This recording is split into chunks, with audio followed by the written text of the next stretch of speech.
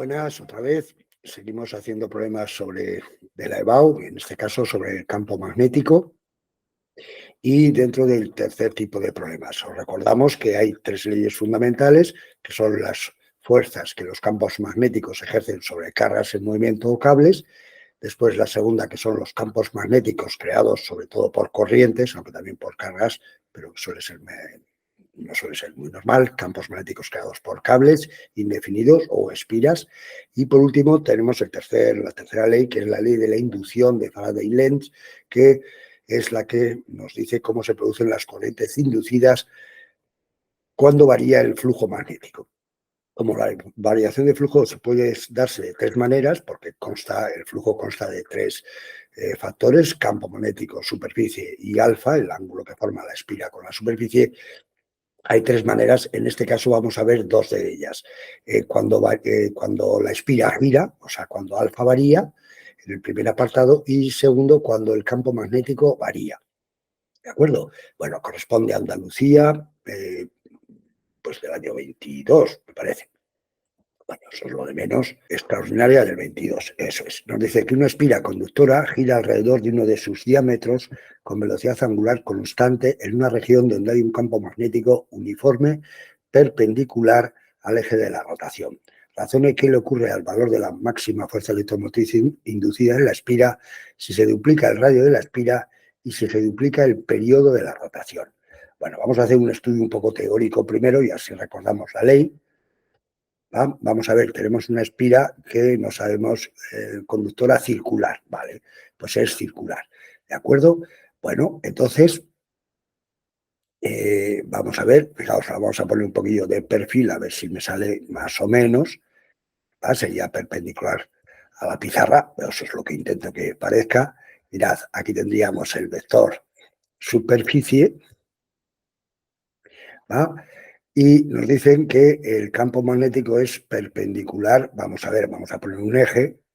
Vamos a pensar que gira respecto a este eje.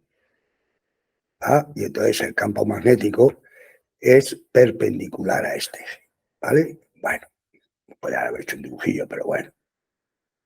Este es el campo magnético que va a ser constante, como nos dicen.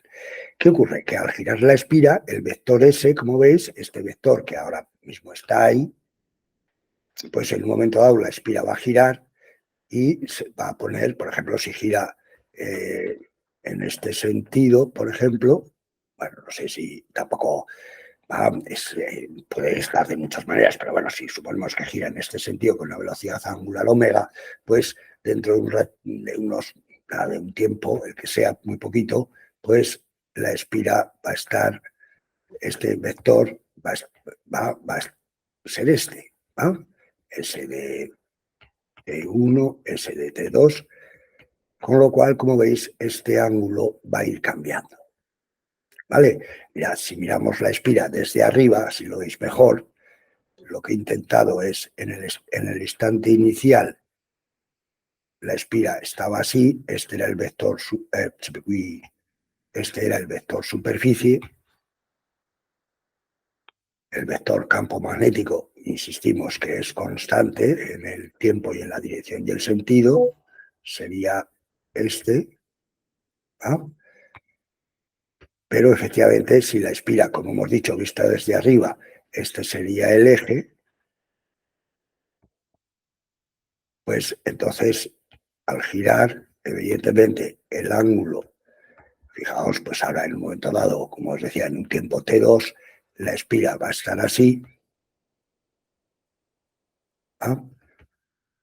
Y claramente su vector superficie va a ser este. Entonces, como vemos claramente este ángulo, el ángulo que forma el vector campo magnético, ¿va? Mirad, voy a dibujarlo mejor para que lo veáis. El vector campo magnético, lo pongo aquí, sería este, ¿va? Entonces, como veis, beta, este sería el vector superficie que hemos visto en el tiempo T1. Este sería, lo hemos llama el vector superficie en el tiempo t2 y claramente, como veis, este ángulo está girando, ¿vale? Por lo tanto, ¿qué podemos decir? Claramente que el flujo es, ya sabéis, el producto del flujo sería S por beta por el coseno de ese ángulo. Vamos a cogerlo con el origen de tiempos cuando forman 0 grados, ¿vale? ¿Y qué ocurre? Mirad que al ser el ángulo variable lo podemos poner como la superficie, el módulo de la superficie es el mismo, es pi r cuadrado. Vamos a poner ya pi r cuadrado por beta y por el coseno de omega t, como sabéis. El ángulo girado en un tiempo t es omega t. ¿De acuerdo? Bueno, pues aquí tenemos el flujo. ¿Qué pasa entonces? Que la fuerza electromotriz, fijaos que nos dicen que ¿qué le ocurre al valor de la fuerza, al valor de la máxima fuerza electromotriz inducida? Vamos a ver. Aquí tenemos el flujo, que es lo que tenéis siempre que empezar cachilamar cuando queremos calcular la corriente inducida y la fuerza electromotriz, claro, y por lo tanto después la corriente inducida. Claro, primero calculamos el flujo porque debemos de recordar que la ley nos dice esto, que la fuerza electromotriz inducida es menos la derivada del flujo respecto al tiempo. Ese menos, si recordáis, es simplemente, bueno, de simple nada, porque la corriente inducida se opone siempre a la causa que la produce. Bueno, pero en nuestro caso, nada, cogemos y decimos menos pi r cuadrado por beta, que son constantes, el radio de la espiral es constante, por la derivada del coseno, que es el menos seno de omega t, por omega. ¿Vale? Con lo cual podemos decir que la fuerza electromotriz inducida es, ya veis, pi r cuadrado omega por beta por el seno de omega t. Esta es la ley fundamental que en este caso nos va a permitir, que nos han preguntado sobre la fuerza electromotriz máxima. Debéis de recordar que cuando una expresión es un factor por un seno, como el seno tiene como valores máximos más menos 1, evidentemente el valor máximo es este, cuando el seno valga 1 o menos 1. Claro, porque aquí se va a producir una fuerza electromotriz que cambia la polaridad y entonces, bueno, va a ser positiva o negativa y la intensidad va a ser de un sentido o en otro. Pero eso, insisto, no nos interesa. Ahora, para que nos han preguntado, además que sería, nada, se sale un poquillo de, ¿vale? Bueno, no tendríamos más que estudiar geométricamente esta función, pero eso no nos interesa. Y entonces, ¿qué? Esto, perdón, he puesto sub cero, no, se suele llamar sub cero, pero es la máxima, la fuerza electromotriz máxima, que es sobre la que nos han preguntado.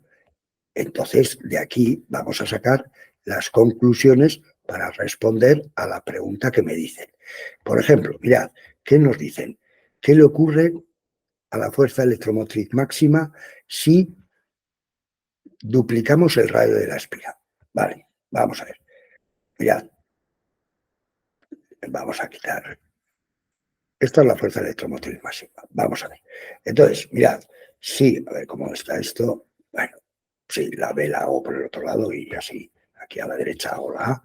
Mirad, ya sabéis, estos archivos se quedan también a disposición en la página para que nos miréis el archivo en imagen PNG, bueno, en Word, o sea, en Paint, joder. Bueno, entonces mirad, esta es la fuerza electromotriz máxima. Vamos a ver. Si duplicamos el radio,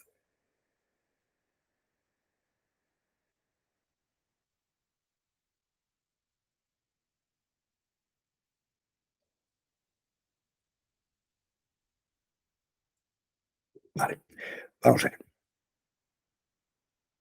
La fuerza electromotriz máxima con un radio R es pi r cuadrado. Esto es. Vamos a poner esto mejor. Esto sería la fuerza electromotriz máxima con un radio R. La fuerza electromotriz máxima con un radio 2R sería pi, claro, 2R al cuadrado por omega por beta. Y fijaos que al elevado al cuadrado eso nos queda 4 pi r cuadrado omega por beta. Pero fijaos que esto es la fuerza electromotriz máxima con el radio de R. O sea que puedo decir que es 4 veces mayor la fuerza electromotriz máxima cuando la espiral tiene radio R. ¿De acuerdo? Y esa sería la respuesta. ¿Vale? Que esto es esto. O sea, bueno, lo remarcamos como solución. La fuerza electromotriz máxima con radio 2R es 4 veces mayor que la fuerza electromotriz máxima con el radio R. ¿De acuerdo? Bueno, pues sabéis. Hombre, bueno, pues tiene lo que tiene, que también es verdad. Vale. Y ahora, fijaos, sí, nos decían también que ahora se duplicaba el periodo de rotación. Pues fijaos, vamos a ver, esto por un lado. Si duplicamos, vamos a ver que aquí parece que pone cualquier cosa. Ahora, si duplicamos el, qué memoria, el periodo. Eso es.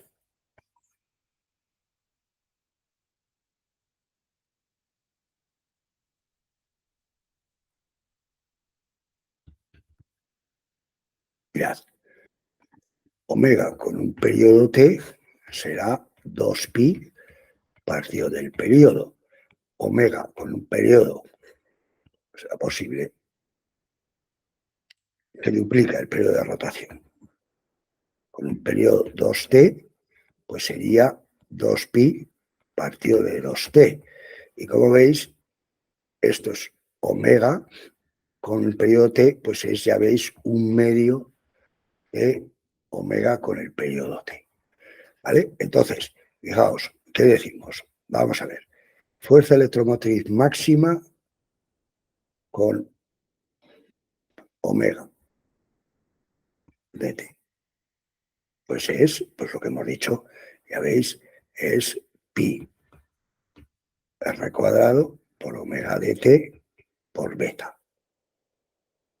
Fuerza electromotriz máxima con omega de 2t.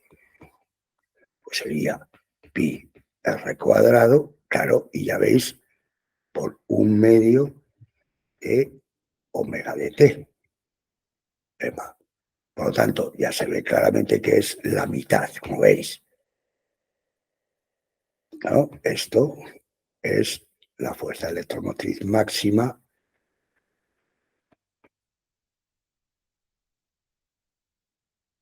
con omega de t. Por lo tanto, ya veis, se ha hecho la mitad. ¿Vale? Esto, bueno, lo voy a remarcar en azul, pero como no me cabe, o sea, la fuerza electromotriz máxima con omega de, cuando el periodo es 2t, es la mitad de la fuerza electromotriz máxima cuando el periodo esté. ¿De acuerdo? Bueno, pues entonces, como veis, ya hemos contestado a las dos preguntas. Si el radio se hace el doble, la fuerza electromotriz máxima se hace 4 veces mayor, y si el periodo se duplica, claro, si da vueltas en el doble de periodo, la velocidad angular pasa a ser la mitad. Y como la velocidad angular está a la 1 en la fuerza electromotriz máxima, pues en este caso también la fuerza electromotriz máxima pasa a ser la mitad.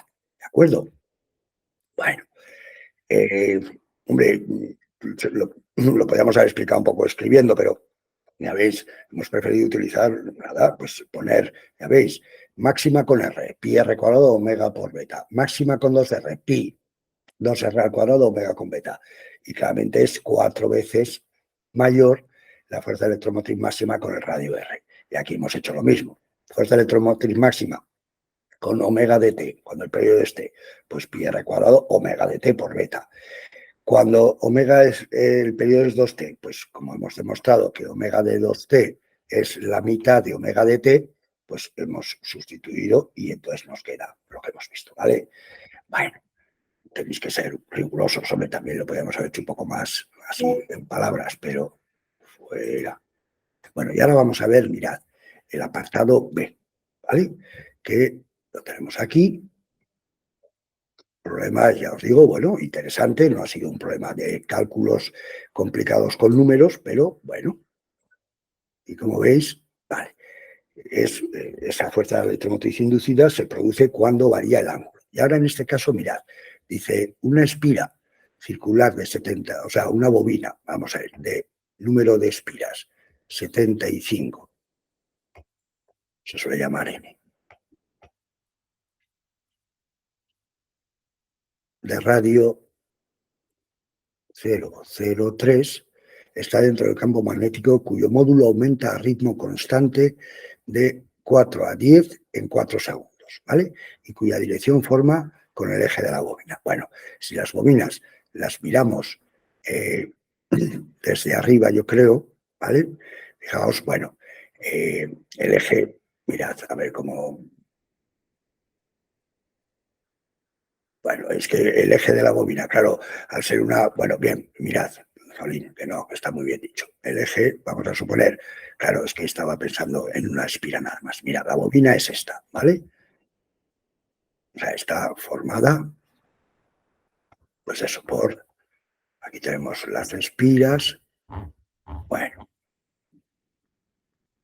¿vale? Claramente el eje de la bobina es este, ¿vale? Y aquí tenemos un campo magnético que nos dicen que forma 60 grados. Bueno,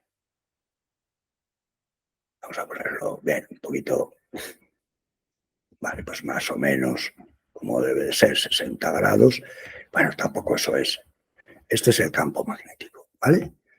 Este sería el vector superficie, perpendicular la, a la superficie formada por una espira y por lo tanto es en la dirección del eje de la bobina, ¿vale? Entonces, mirad, claro, ¿qué ocurre aquí? El flujo sería beta por S por el coseno del ángulo, con lo cual sería beta por la superficie, fijaos que sería 75, claro, por la superficie de una espira, que es pi por 0,03, que es 3 por 10 a la menos 2 al cuadrado, y por el coseno de 60, ¿vale? O sea que el flujo, lo arreglamos un poquito, sería beta, y ahora ya veis, esto sería 75 por pi por 9 por 10 a la menos 4 y por el coseno de 60, que es un medio, ¿vale? Bueno, todo eso es una constante. Entonces, fijaos, la fuerza electromotriz, como sabemos, es igual a menos la derivada del flujo respecto al tiempo. Pero cuando no nos hablen de la... Claro, aquí no tenemos el flujo en función, o sea, la variación la tenemos, fijaos, si os acordáis, nos dicen que pasa de 4 a 10 en 4 segundos, ¿vale? Entonces, lo que vamos a hacer es esto, que sería, hombre, me va a salir la fuerza electromotriz media en ese tiempo. Claro, me han dado la variación, pero no la puedo, me han dado la variación en un tiempo grande, no puedo hacer la derivada, ¿vale? No tengo el campo magnético en función del tiempo, por ejemplo, que entonces sí que calcularíamos la derivada. Entonces, mirad, que sería menos, fijaos, la variación del flujo sería, pues hombre, fijaos, este es el flujo en función de beta, ¿vale? Entonces sería flujo final menos flujo inicial partido del tiempo, ¿vale? Entonces sería menos, fijaos, el flujo final y el inicial, esto es una constante, o sea que realmente sería esa constante, 75 pi por 9 por 10 a la menos 4 por un medio por, claro, beta final menos beta inicial. Y eso partido de el tiempo. Y ahora ya sustituimos. Nos queda igual a menos 75 pi por 9 por 10 a la menos 4 por un medio. Y ahora, fijaos, beta final menos beta inicial, ¿vale? De 4 a 10, o sea, la variación es 6 positiva, ¿sabéis? Cada 4 segundos. Con lo cual, ya veis, es positiva porque el inicial es 4 y el final es 10. Cuidado también con eso, ¿vale? No es lo mismo que vaya aumentando que vaya disminuyendo. Entonces, sería de 4 a 10, o sea, 10 menos 4 dividido entre el tiempo, que son pues 4 segundos. De 4 a 10, 10 menos 4 entre 4. Y aquí tenéis la... Vaya por Dios, estamos hoy con los aparatos. ¿Vale? Y nada, esto sería la fuerza electromotriz, que me parece que era lo que nos preguntaban. Dice, calcule la fuerza electromotriz inducida y razona con la ayuda en el esquema el sentido de la corriente inducida. Si la bobina pudiera girarse, la zona como debía orientarse para que no se produjera corriente y para que esa corriente fuera lo mayor posible. Bueno, mirad, para que sea, claro, ya veis que cuando la fuerza electromotriz es máxima, cuando el flujo sea máximo, o sea, bueno, cuando la variación sea más, o sea, fijaos, el flujo depende de beta, o sea, de beta, pero eso se supone que es constante, pero sobre todo de este ángulo. Entonces, el flujo, sí, vale, de acuerdo, será, mirad, en este mismo caso, si esto es 1, ¿no? La variación va a ser mayor que si es un medio. Entonces, ¿cuándo es la variación máxima? Variación máxima del flujo,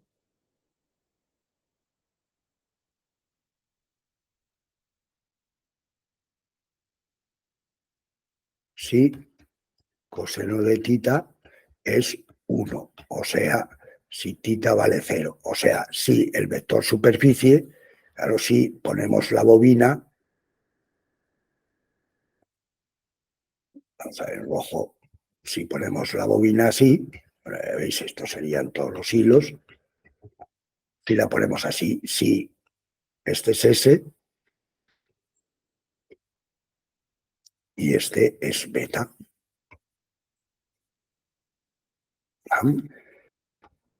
Claro, pasará de 10 a 4, pero además será mucho mayor, ¿va? Esa variación porque el 1 medio ya no está, en el caso de que sea 60 grados. ¿Va?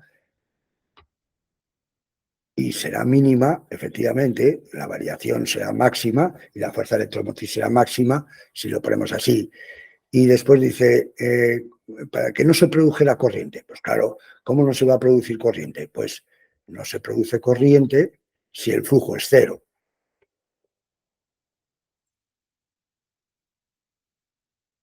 Bueno, si la variación es 0, pero ¿cómo lo podemos conseguir? Pues fijaos, si ponemos la espira así, ya veis, el campo pasará de perfil por las espiras y, aunque varíe el campo, el flujo es 0. Entonces, valga lo que valga el campo, el flujo constantemente es 0. Por lo tanto, no se produce variación y no se produce corriente. En este caso, ¿por qué? Porque, claro, no se produce corriente si el coseno de tita vale 0, o sea, cuando tita vale pi medios. O sea, cuando ponemos las espiras y la bobina entera con el eje de la bobina perpendicular a beta, de tal manera que el campo magnético, ¿vale?, pasará de perfil, ¿de acuerdo?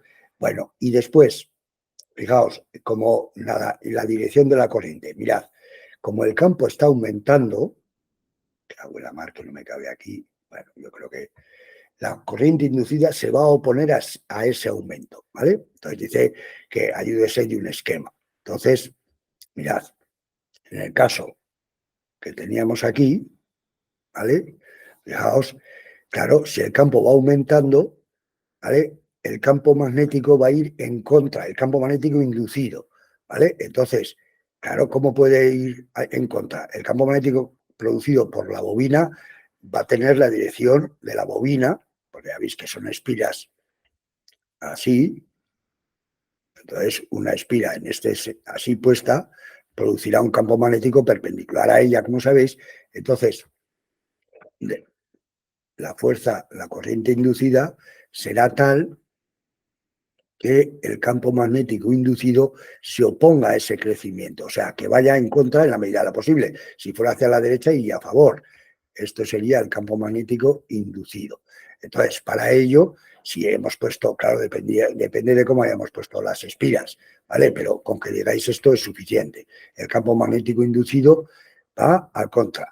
Entonces, visto desde aquí, visto desde la izquierda, tendríamos que ver a las espiras girar en el sentido de las agujas del reloj, ¿vale? Lo pongo así, para que efectivamente el campo magnético inducido sea hacia atrás, ¿vale? O sea, en contra del campo magnético exterior que está aumentando. Lo hemos visto en algún otro problema, ¿vale? Entonces, si el campo magnético exterior está aumentando, el campo magnético inducido se opone a ese crecimiento y va en contra suyo. Y para eso la corriente gira para producir un campo magnético en sentido contrario al exterior, ¿de acuerdo?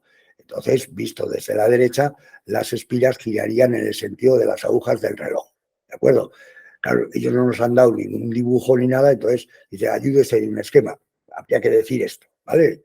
Que el campo magnético inducido se opone al crecimiento del exterior y, por lo tanto, en esta figura sería, como veis, hacia la izquierda. ¿De acuerdo?